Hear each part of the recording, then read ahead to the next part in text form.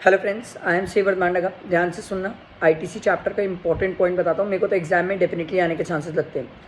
Sir आप बात समझो। सर मान लो मैंने किसी अनरजिस्टर्ड पर्सन से कोई चीज़ ली, सर्विसेज ली, और वो मुझे आरसीएम में पे करना है। ठीक है, क्रिस्टल क्लियर। सामने वाला बंदा अनरजिस्टर्ड है तो वो इन्वॉइस इशू कर नहीं सकता, ये भी क्रिस्टल क्लियर है। अब वो इन्वॉइस इशू कर नहीं पाएगा तो इन्वॉइस किसको इशू करना पड़ेगा?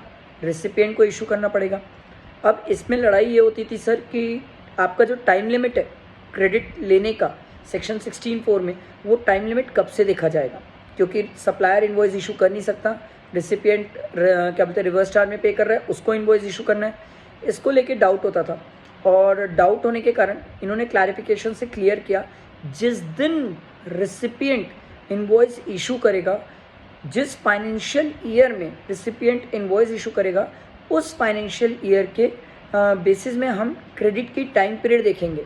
मतलब जैसे मान लो 24-25 में मैंने इन्वॉइस, मैं रेसिपिएंट रिवर्स चार्ज में पे कर रहा हूँ, मैंने 24-25 में अगर इन्वॉइस इशू किया, reverse charge recipient, supplier unregistered, मेरे को इन्वॉइस इशू करना पड़ा, तो मेरे लिए क्रेडिट लेने की टाइम पीरियड नेक्स्ट 25-26, याद है ना सर? क्रेडिट लेने की time period 30 November of the succeeding financial year और date of filing of annual return, दोनों में विचएवर इज अर्लियर तक देखा जाएगा।